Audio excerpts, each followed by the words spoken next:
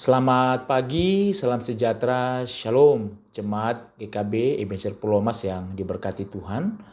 Tema renungan kita pagi ini, ketulusan hati membawa berkat. Tepung dalam tempayan itu tidak habis dan minyak dalam buli-buli itu tidak berkurang. Seperti firman Tuhan yang diucapkannya dengan perantaraan Elia. 1 Raja-Raja 17 ayat 16. Seorang laki-laki remaja miskin bekerja paruh waktu sebagai pedagang keliling. Siang itu dia terasa haus dan lapar, tetapi tidak memiliki cukup uang untuk membeli makan dan minum. Dia mencoba mengetuk pintu sebuah rumah, dan seorang wanita muda kemudian bersedia membuka pintu baginya, lalu memberi segelas susu pelepas dahaga dan makanan secukupnya. Merasa sangat berhutang, remaja miskin itu bertanya, "Bagaimana saya harus membayarnya? Ibu saya mengajarkan kepada saya untuk tidak menghitung setiap kebaikan yang saya perbuat." Jawab wanita muda itu. Bertahun-tahun setelah itu, wanita muda itu telah menjadi tua dan mengidap kanker. Ia pun dirujuk ke dokter spesialis yang terkenal. Penanganan dokter yang tepat membuat dirinya berangsur-angsur sembuh. Ketika tiba masa pembayaran, bagian keuangan mendatangi kamar wanita itu dan memberi dia surat dengan isi, "Telah dibayar lunas dengan segelas susu yang saya terima dahulu. Saya Dr. Howard Kelly." Perbuatan wanita muda itu tidak menuai berkat saat itu, tetapi perbuatan baiknya tidak hilang. Justru di saat kesulitan, Tuhan memberikan dia jalan keluar dengan perbuatan yang sudah dia pernah lakukan.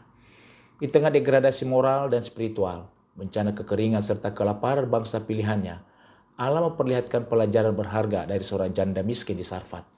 Janda miskin ini hanya memiliki satu anak yang sakit keras, segenggam tepung, sedikit minyak dalam buli-buli, dan 2-3 potong kayu api yang berhasil dikumpulkannya. Akan tetapi, janda itu mempercayai Elia sebagai nabi utusan Tuhan dengan pengakuan imannya, "Demi Tuhan, Allahmu yang hidup." Hasilnya ketulusan dan kerelaan hati di tengah kemiskinannya justru menuntunnya kepada berkat berkelimpahan. Tepung dalam tempayan itu tidak habis dan minyak dalam buli-buli itu pun tidak berkurang. Apa yang kita lakukan tidak ada yang tersembunyi di hadapan Tuhan. Dalam Mazmur 78-72 dikatakan bahwa Daud adalah seorang yang menggembalakan umat Tuhan dengan ketulusan hatinya. Demikian juga kita di zaman sekarang. Kiranya kita akan menjadi pemimpin-memimpin, menjadi orang Kristen yang tulus hatinya. Kita menyerahkan secara mutlak kehidupan kita kepada Tuhan. Penilaian Tuhan dan bukan penilaian manusia atau penilaian orang-orang yang tidak senang dengan kita. Saudara, ketulusan hati adalah buah dari perjalanan bersama dengan Tuhan. Dia baik, kita izinkan Tuhan memperbaharui hidup kita setiap hari. Bahkan motivasi-motivasi kita dimurnikan oleh Tuhan. Jadi, melalui firman Tuhan kita belajar. Kesulitan apapun yang sedang kita hadapi seharusnya tidak membuat kita berhenti melakukan kebaikan dan memenuhi kehendak Allah.